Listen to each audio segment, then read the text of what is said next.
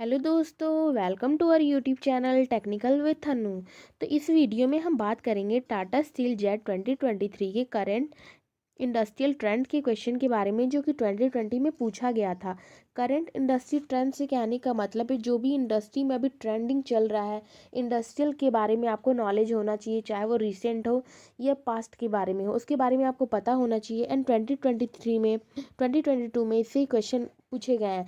So according to last year we will try to solve some practice questions that will be helpful for your exam purpose and current industry trend से दो तीन lectures already हो चुके हैं, जिनका playlist में आपको video मिल जाएगा एंड एज वेल एज मैं डिस्क्रिप्शन बॉक्स में दे दूँगी, वहाँ से आप उनको चेक इन कर सकते हो। So before I am going to start this video, अगर चैनल को सब्सक्राइब नहीं किया है तो चैनल को सब्सक्राइब कर लीजिए एंड बेल आइकन को प्रेस कर लीजिए, जिससे मैं कोई भी वीडियो अपलोड करती हूँ तो उसका नोटिफिकेशन आपको सबसे पहले मिल जाएगा। एंड टेलीग्राम ग्रुप को ज्वाइन नहीं किया है तो उसका लिंक आपको डिस्क्रिप्शन बॉक्स में as well as comment box में पिन है, वहाँ से आप ज्वाइन कर सकते हो। तो चलो वीडियो को स्टार्ट करते हैं। इससे पहले अगर आपने आईओटी और करेंट इंडस्ट्रियल के क्वेश्चन नहीं देखे हैं तो देख लीजिएगा, काफ़ी इंपॉर्टेंट क्वेश्चन डिस्कस हुए हैं जो कि आपके लिए बेनिफिशियल होगा। सो जैसा कि आप इस पीडीएफ में देख सकते हो, स्क्रीन पर शो हो रहा होगा, ये सारे क्वेश्चन हमने कर लिए थे एंड काफ़ी ज़्यादा ही इंपॉर्टेंट क्वेश्चन थे। तो इसमें से ऑलरेडी हमने 20 क्वेश्चंस कर लिए हैं एंड बाकी बचे जो क्वेश्चन हैं उनको करने वाले हैं।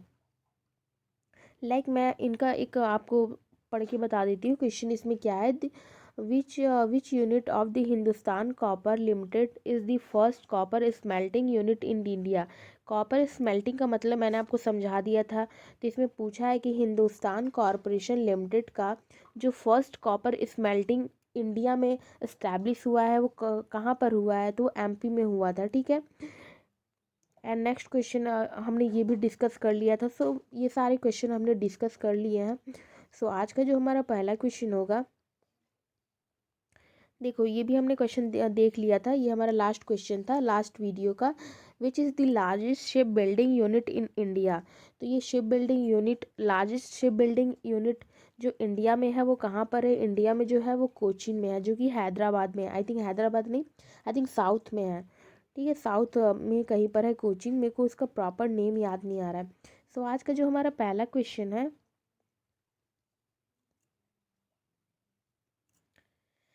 आज का जो हमारा फर्स्ट क्वेश्चन है, आपको स्क्रीन पर जैसा कि दिख रहा होगा, the fuel that is launch, the fuel that is launch, वैसा फ्यूल जिसको हम लोग लॉन्च किए हैं इंडस्ट्रियल रिवॉल्यूशन के लिए। The fuel that is launch the industrial revolution is dash. तो ऐसा कौन सा फ्यूल है जिसको हम लोग इंडस्ट्रियल रिवॉल्यूशन के लिए उसको हम लोग यूज़ करते हैं, उसको हमने लॉन्च किया। तो चार ऑप्शन दिया गया है। ऑयल, ऑयल क्या आपका इंडस्ट्रियल रिवॉल्यूशन के लिए यूज़ किया गया है? नो, ऑयल हम लोग इंडस्ट्रियल नहीं और भी दूसरे पर्पस के लिए यूज़ करते हैं। इंडस्ट्रियल लाइक हम लोग उसको मोटर व्हीकल्स में भी यूज़ करते हैं, बहुत सारी चीज़ों में ऑयल का यूज़ करते हैं, लाइक इलेक्ट्रिसिटी में भी ऑयल का यूज़ करते हैं। ये सिर्फ इंडस्ट्रीज़ के लिए नहीं है, बहुत सारे। सेकंड क्वेश्चन है आयरन, आयरन क्या इंडस्ट्रीज़ के लिए है? नहीं, आयरन हमारे हमारे पर्पस में भी उसको यूज़ किया जाता है। उसको लाइक आपको आयरन सारी चीज़ों में यूज़ होता है, लाइक मोटर व्हीकल, रेलगाड़ी, सारी चीज़ों में यूज़ होता है। ये भी ऑप्शन गलत होगा। नेक्स्ट क्वेश्चन है coal and third one none. तो coal is the right answer. ठीक है, कोल का हम लोग यूज़ ज़्यादातर इंडस्ट्रियल पर्पस में यूज़ करते हैं। कोल, कोल का मतलब होता है कोयला। नेक्स्ट क्वेश्चन है हमारा, the dash is generally located nearer the coal mines. तो हमारे ये क्वेश्चन हमसे क्या पूछ रहा है, the dash is generally located nearer to the coal mines, यानी कोल माइंस के नियरर में क्या लोकेटेड होता है? कोल माइंस कहने का मतलब है जहाँ से हम लोग कोयला निकालते हैं, कोयल माइनिंग होता है जहाँ पर हम लोग कोयला को निकालते हैं, वहाँ पर क्या लोकेटेड होता है, कौन सा इंडस्ट्रीज़ वहाँ पर होता है? तो क्या आप वहाँ पर एल्यूमिनियम इंडस्ट्रीज़ होता है, आयरन एंड स्टील होता है, शिप बिल्डिंग इंडस्ट्री होता है। तो आपको पता होगा शिप बिल्डिंग इंडस्ट्रीज जो होता है ये नियर कोल माइंस के नहीं होगा। नेक्स्ट है एल्यूमिनियम एंड आयरन। तो आपको पता होगा जहाँ से हम लोग कोल निकालते हैं, कोयले की माइनिंग होती है, वहाँ से हमें iron iron and aluminium steel, ये सब आयरन के ज़्यादा चांसेस होते हैं हमें मिलने के। तो वहाँ पर आयरन एंड स्टील इंडस्ट्रीज होता है near coal mines. Next question है हमारा,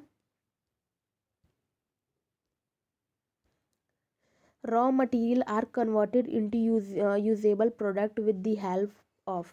जो भी रॉ मटेरियल होता है, raw material are converted, raw material को हम लोग कन्वर्ट करते हैं into usable product.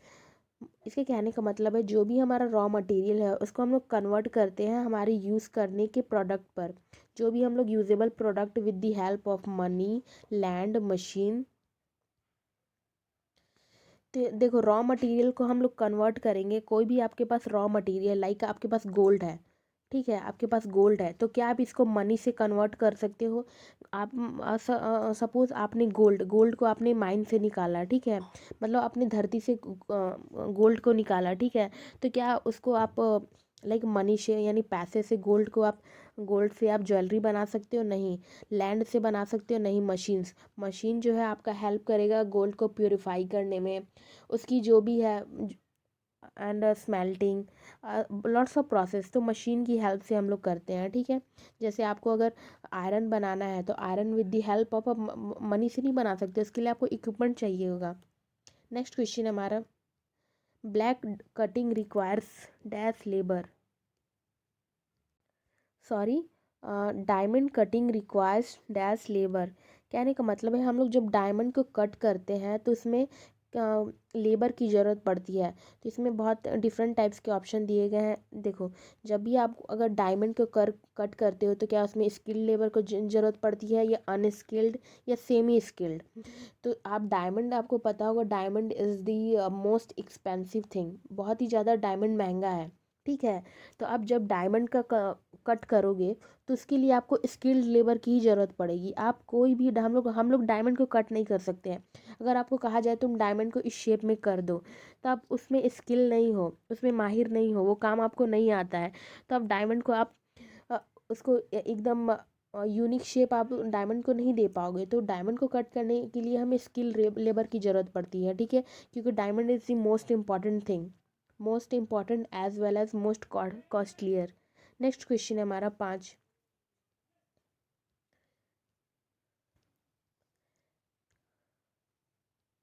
Dash is an example of private sector. तो इसमें पूछा है प्राइवेट, इन इन सारे ऑप्शन में से कौन सा प्राइवेट सेक्टर है? So dash is an example of private sector. तो इसमें से प्राइवेट सेक्टर का कौन सा एग्जाम्पल है? रिलायंस। रिलायंस आपको पता है रिलायंस किसका है? मुकेश अंबानी का है, ठीक है, अनिल अंबानी, मुकेश अंबानी, धीरू भाई अंबानी, इनकी रिलायंस कंपनी है। तो ये एक प्राइवेट सेक्टर हो गया, ठीक है। भेल, भेल के बारे में बात करें तो भेल इज़ अ भेल, BSNL and none of these. So इसमें आपको पता है भेल जो है वो सेंट्रल गवर्नमेंट के अंदर में आती है और ये एक महारत्न कंपनी है। मिनी रत्न महारत्न से रिलेटेड, मिनी रत्न एंड महारत्न से जो भी क्वेश्चन आए थे उसका वीडियो ऑलरेडी अपलोडेड है, आप देख लीजिएगा, ठीक है। तो भेल जो है महारत्न कंपनी है, BSNL ये आपको पता है गवर्नमेंट कंपनी है।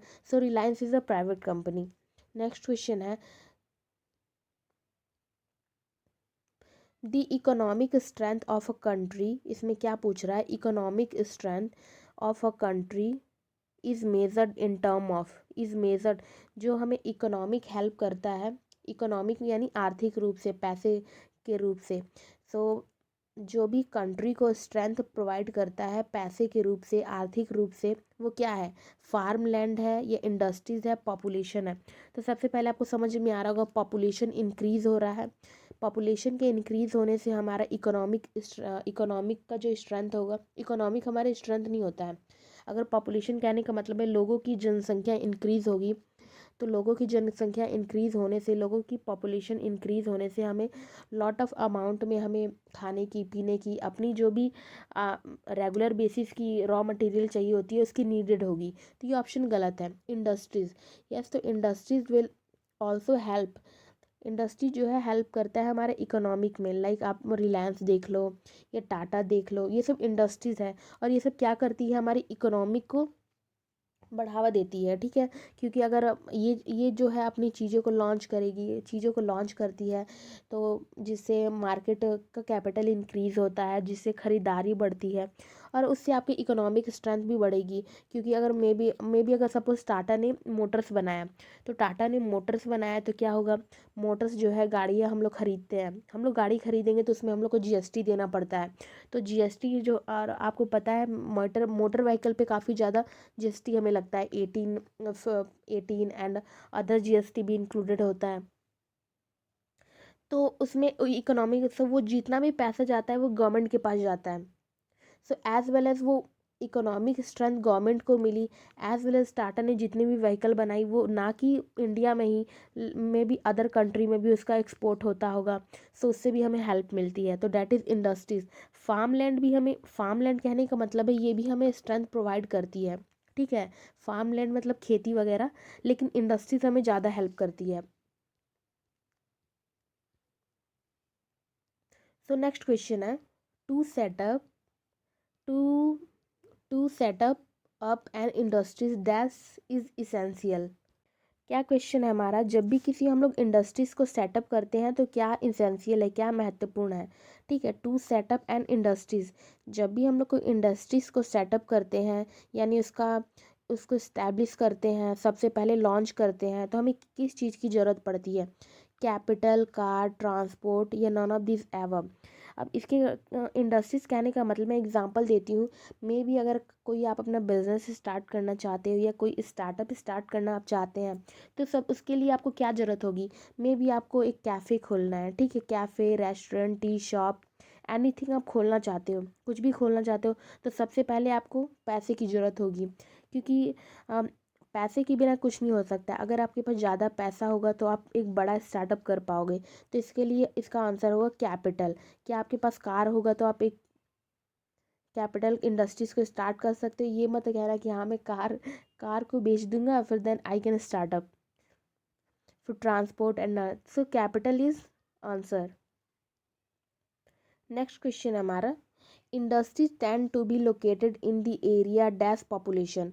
Industries tend to be located, industries हमें कहाँ इस्टेब्लिश करना चाहिए, इंडस्ट्रीज हमें कहाँ इस्टेब्लिश करना चाहिए। अगर कोई भी आप कैफ़े खोल रहे हो, ठीक है, कोई भी आप रेस्टोरेंट खोल रहे हो, तो आप कहाँ पर स्टार्ट करोगे।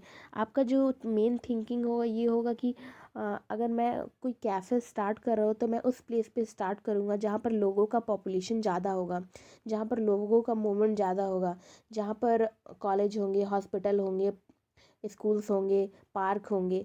सो अगर उस जगह पे आप अपना स्टार्टअप करते हो तो वहाँ पर आपकी जो है इनकम ग्रोथ होगी, इंक्रीज़ होगी, क्योंकि आपकी सामान की जो बिक्री होगी वो ज़्यादा होगी। ठीक है, सो हम लोग कहाँ, कोई भी इंडस्ट्रीज, सो आपको आई थिंक आपको इसका आंसर मिल गया होगा। जब भी हम लोग इस industries tend to be located, industries हम लोग इस एरिया में लोकेट करते हैं जहाँ पर पॉपुलेशन जो है हमेशा हाई हो। ठीक है, मे बी आपने इंडस्ट्रीज़ यहाँ पर लो पॉपुलेशन में खोल दिया, तो वहाँ पर लोग ही नहीं है तो आपका सामान कैसे बिकेगा। आपने चाय की दुकान कहीं ऐसे जगह में खोल दी, कोई आता जाता ही नहीं है, तो आपका चाय पिएगा कौन, समथिंग। सो नेक्स्ट क्वेश्चन हमारा,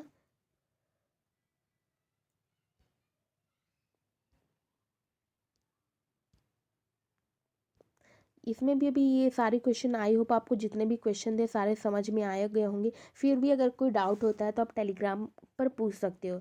एंड जैसे ही सारे क्वेश्चन कंप्लीट होते हैं तो इसका पीडीएफ आपको टेलीग्राम ग्रुप पे मिल जाएगा। वहाँ से आप आपको इन सब चीज़ों को याद करने की ज़रूरत नहीं है, क्योंकि मैं ट्राई कर रही हूँ आपको एक्सप्लेन करने के लिए ताकि आपको याद ना करना पड़े।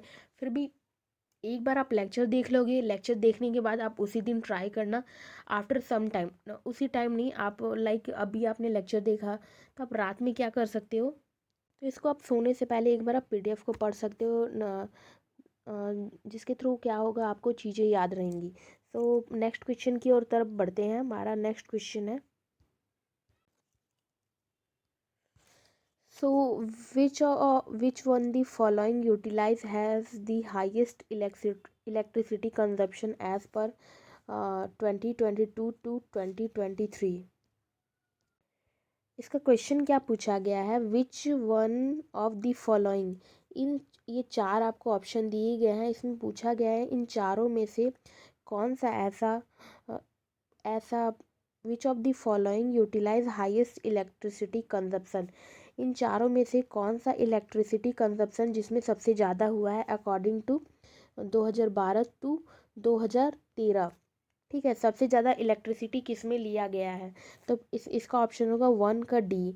इंडस्ट्रीज़ में आपको पता होगा इलेक्ट्रिसिटी का कंजप्शन बहुत ज़्यादा होता है। सो एक बार मैं क्वेश्चन को रीड आउट कर देती हूँ।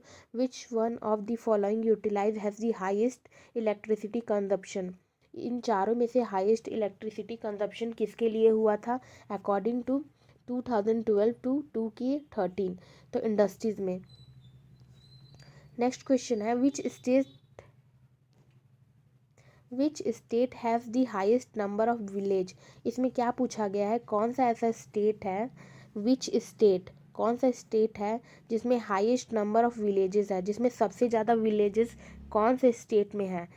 एंड इलेक्ट्रीफाइड इन इंडिया, जो कि इंडिया को जो इलेक्ट्रीफाइड होता है इंडिया में as per 2010 to 11।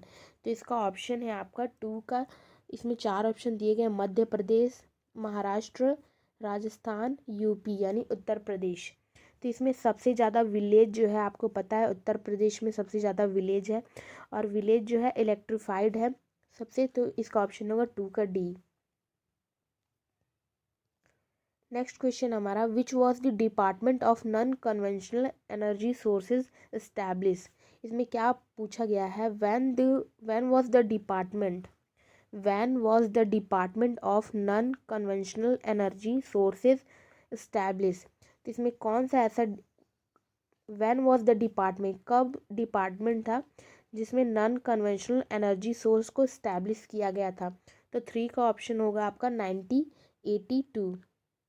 Okay, next question है, when was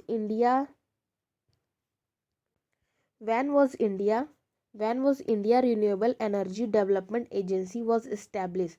so energy agencies को डेवलप कब किया गया था, कब इस्टेब्लिश किया गया था। Energy development agencies was establish in India when. तो 4 ऑप्शन आपके पास दिए गए, इसमें 4 का क्या होगा, 4 का सी होगा 1987 में रिन्यूएबल हुआ था एनर्जी डेवलपमेंट एनर्जी।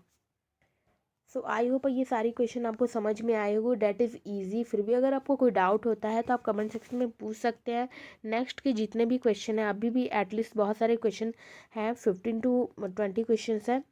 सो उन क्वेश्चन को हम लोग अगले वीडियो में करेंगे। सो अगर वीडियो अच्छी लगी हो तो वीडियो को लाइक ज़रूर करना एंड चैनल को सब्सक्राइब करना ना भूलें। Thank you.